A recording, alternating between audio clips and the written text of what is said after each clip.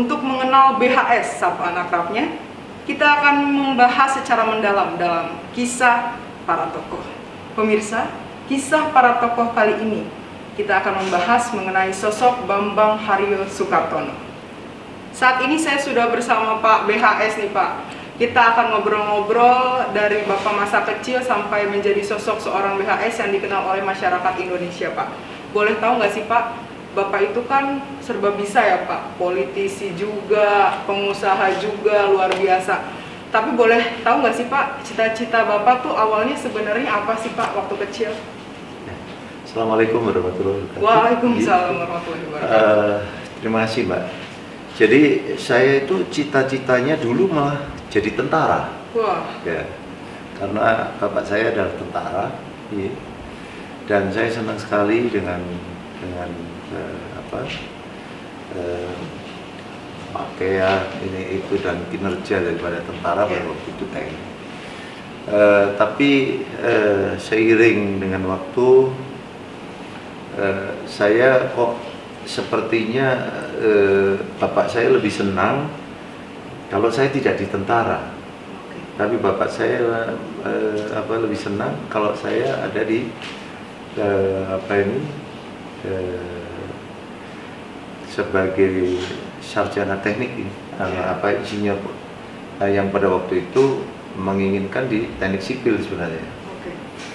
Jadi ya alhamdulillah saya bisa mewujudkan apa yang diinginkan oleh orang tua saya pada waktu itu, dan saya masuk di ITS tapi bidangnya perkapalan.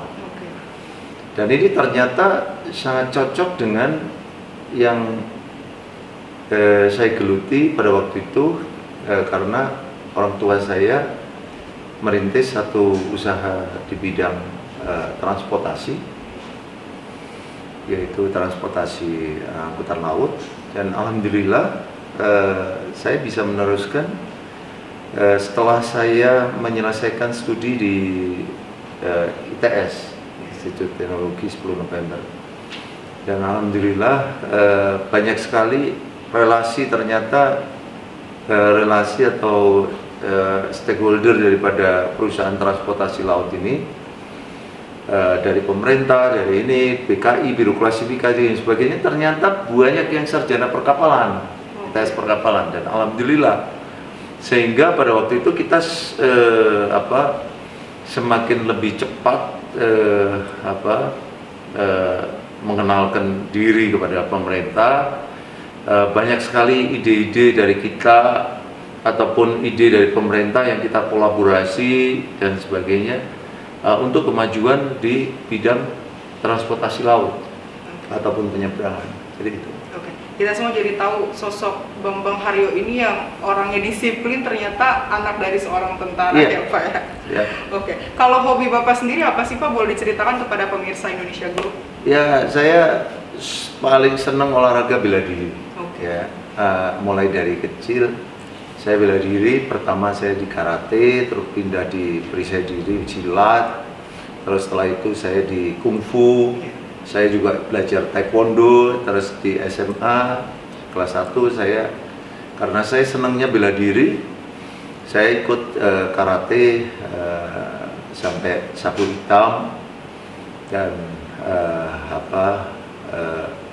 saya senang sekali dan bangga sekali dengan ini. Ini merupakan sudah seperti ya hobi yang benar-benar mendalam sekali. Mendarah daging ya Pak. Mendarah daging. Iya. Iya. Kalau boleh diceritakan juga Pak, perjalanan politik Bapak sebenarnya awalnya seperti apa sih Pak? Ya, kebetulan saya ini pergi ke Malaysia.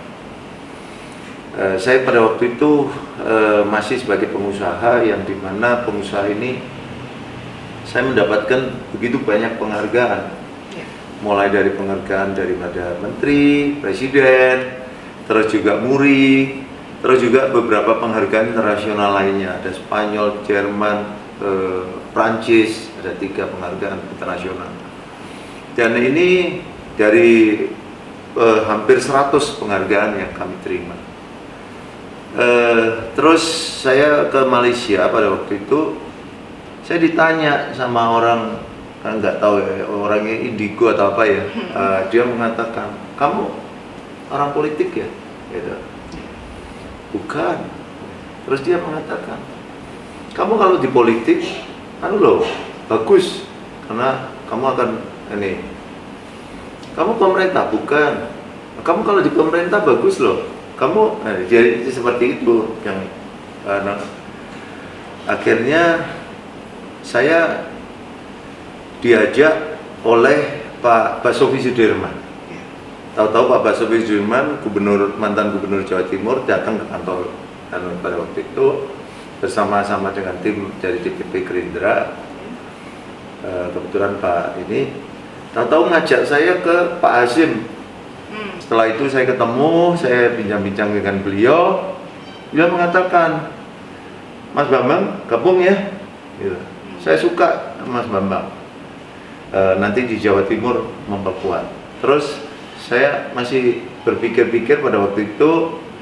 Akhirnya saya langsung mengatakan siap, Pak Hasim, saya siap untuk gabung dengan Gerindra. Dan pada waktu itu umur saya 50 tahun. Yang dimana sebenarnya di umur 45 tahun saya pernah diajak oleh teman dari Demokrat untuk saya diajak masuk ke Demokrat pada waktu itu. Tapi saya belum siap karena saya waktu itu masih belum 50 tahun. Saya sudah janji 50 tahun masuk. Alhamdulillah saya masuk dan saya menjadi wakil ketua Jawa Timur. Dan di wakil ketua Jawa Timur itu 6 bulan kemudian saya diminta untuk nyalek. Ya prosesnya cepat sekali. Nah, begitu nyalek, ya modal saya berpolitik ini masih kurang. Tapi saya berusaha kuat tanpa money politik. Waktu itu tidak pakai money politik. Saya bertarung untuk, kebetulan ada incumbent dan bersama-sama saya.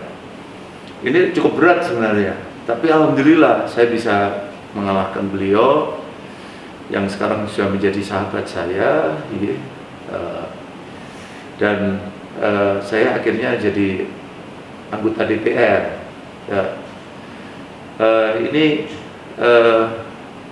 sesuatu yang di luar dugaan, dan pada waktu itu ternyata saya suka di DPR itu karena kita banyak berargumentasi, memperjuangkan keinginan daripada masyarakat dan sebagainya. Jadi dalam prinsipnya, kalau saya sudah menjadi anggota DPR, saya harus siap menjadi wakil rakyat yang baik. Kalau misalnya pemerintah ini kurang bagus dan harus diluruskan, kita harus siap sebagai oposisi yang baik. Tapi kalau pemerintah ini udah bagus, kita harus siap menjadi koalisi pemerintah yang baik. Tapi kita tetap mengawasi sifat daripada atau fungsional daripada DPR adalah mengawasi, pengawasan langsung. Jadi kadang ada teman-teman yang mengatakan, oh iya itu Bambang Haryo oposisi di depannya pemerintah, sehingga sering mengkritisi pemerintah terus. Saya bilang, DPR itu harus berfungsi sebagai wakil rakyat. Rakyat itu tidak ada oposisi, tidak ada koalisi. Jadi apakah rakyat ataupun DPR, kalau koalisi atau oposisi bisa mendapatkan fasilitas yang berbeda? Enggak. Listrik juga bayarnya sama, air juga bayarnya sama, koalisi maupun oposisi. Jadi bagaimana caranya rakyat itu harus bisa kita perjuangkan keinginannya. Sebelum lebih jauh, ada pertanyaan menggelitik. Apa yang membuat Bapak akhirnya memilih Gerindra? Karena sebelumnya Bapak sempat dilamar oleh Demokrat, lalu pada akhirnya juga Bapak... PDIP loh. Oh iya. Zamannya Pak Tarjo Suraguritno udah minta saya untuk masuk ke PDIP. Ya, itu kan partai-partai besar. Iya. Tapi akhirnya Bapak memilih Gerindra. Sebenarnya apa yang membuat Bapak bulat untuk saya memilih Gerindra? Yang pertama adalah karena umur saya sudah sesuai pas umur saya 50 tahun pas diminta oleh Pak Hasim. Itu mungkin bisa dicek. Persis umur saya 50 tahun sesuai dengan keinginan saya termasuk itu. Dan saya juga punya keyakinan bahwa di politik itu bisa dan bisa baik gitu. Paling tidak bisa bermanfaat untuk rakyat. Ya. Tapi yang berikutnya adalah saya terus terang pada waktu itu minta kepada Pak Hasim untuk melihat sosoknya Pak Prabowo Subianto. Saya melihat sosoknya Pak Prabowo Subianto yang dimana sebelumnya saya mendengar hal-hal yang selalu negatif. Padahal saya nggak tahu. Begitu saya melihat langsung, ini saya belum jadi anggota Gerindra. Waktu itu saya minta waktu 1 bulan untuk mempelajari figurnya daripada Gerindra.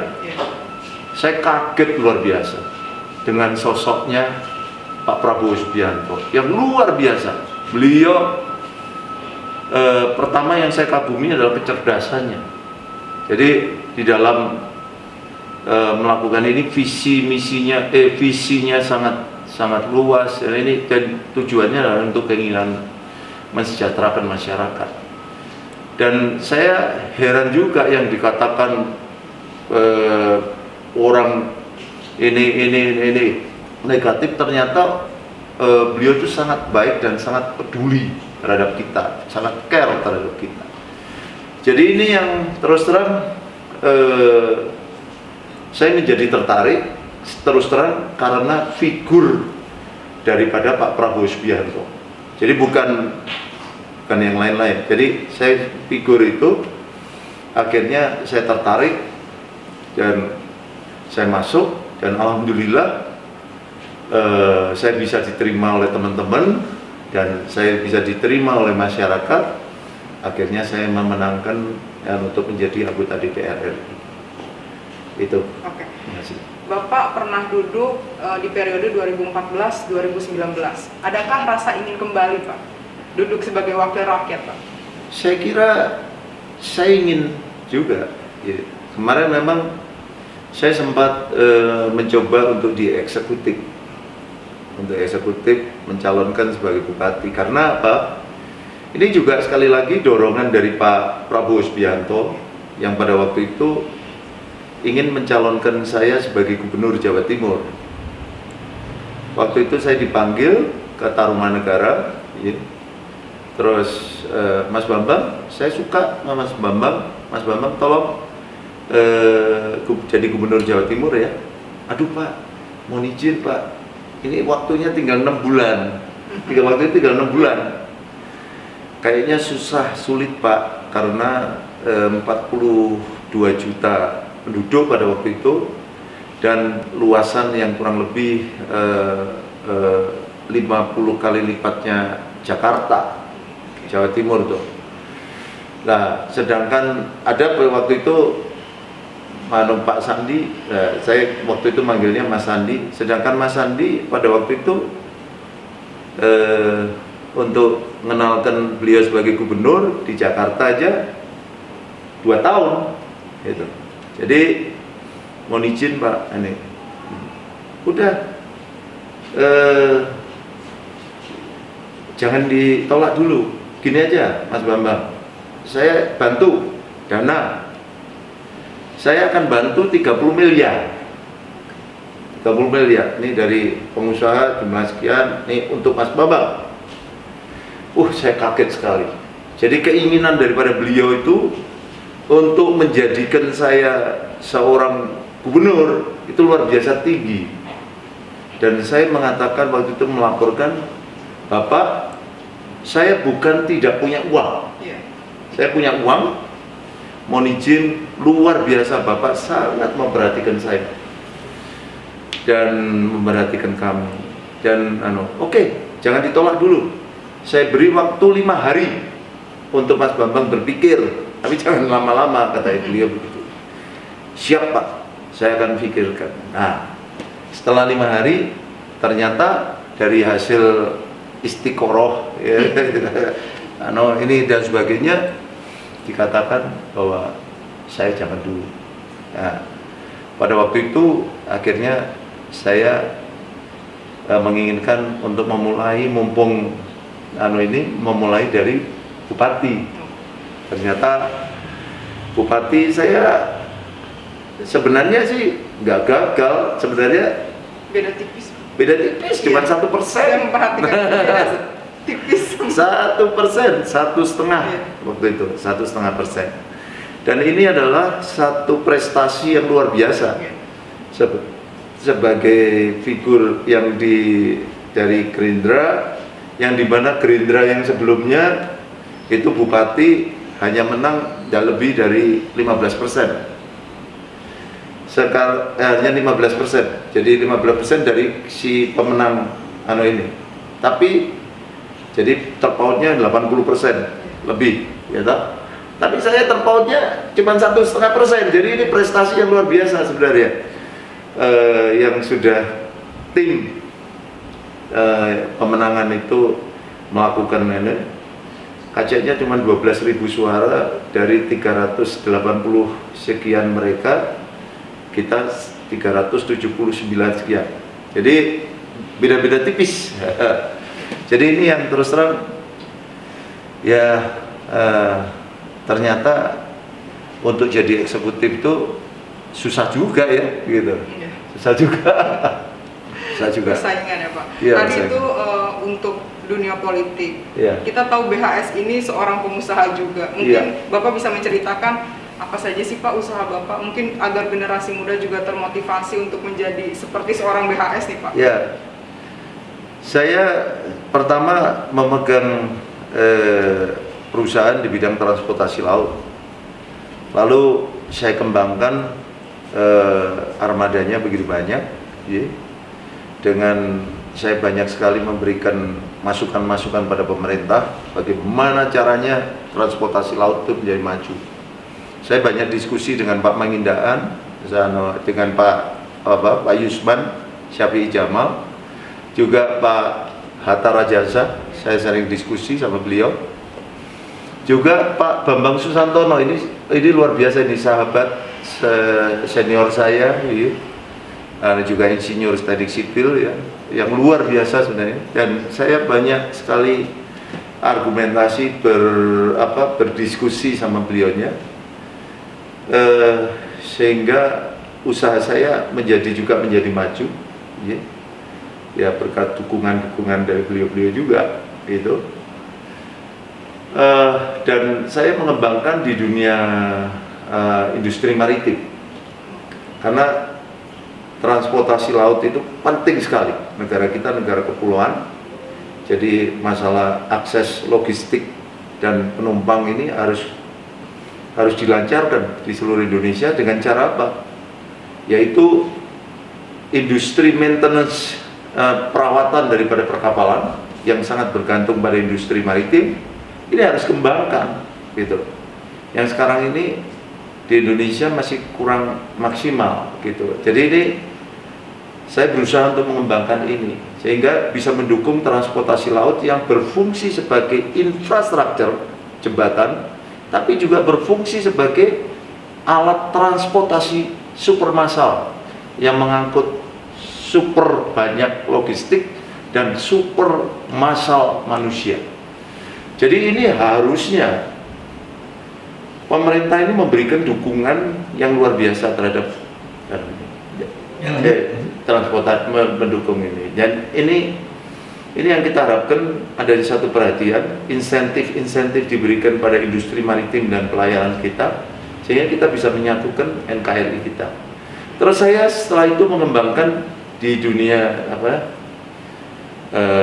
properti, ada mall, ada hotel, ada ini, terus juga kebun, kita buka kebun di Kalimantan dan sebagainya. Jadi sehingga akhirnya semua kita kembangkan, pertanian juga kita kembangkan, karena ini merupakan keinginan daripada Pak Jokowi juga yang sudah diserahkan kepada Pak Prabowo Subianto untuk mengembangkan itu. Kebetulan saya juga di bidang pertanian juga, perkebunan. Jadi ini yang dan alhamdulillah industri galangan saya menjadi industri galangan termasuk yang terbaik. Pak SBY juga pernah membangun kapalnya di situ, kapal ternak yang pertama, dan diresmikan oleh Pak Jokowi. Sebagai sosok yang sukses, Bapak mungkin punya pesan Pak secara singkat bisa disampaikan kepada pemirsa agar bisa menjadi seperti Bapak mungkin ya, untuk generasi muda Pak. Saya kira kita sebagai generasi muda harus kerja keras, ya, kerja keras wajib. Terus selalu optimis, ya, tentu kita juga harus selalu mendekatkan kepada Yang Maha Kuasa, ya, dengan beribadah secara baik, ya. Dan ini tentu terus menerus kita mengembangkan ilmu pengetahuan kita, ya, tidak henti-hentinya. Jadi saya kira itu untuk mencapai kesuksesan kita. Jadi jadi kerja keras tanpa henti-hentinya dan tidak pantang menyerah. Baik Pak, terima kasih banyak Pak atas waktunya, dan saya rasa banyak generasi muda yang pastinya terinspirasi dari sosok BHS ini. Ya. Pemirsa, sampai jumpa di episode selanjutnya dengan kisah para tokoh yang tidak kalah luar biasa.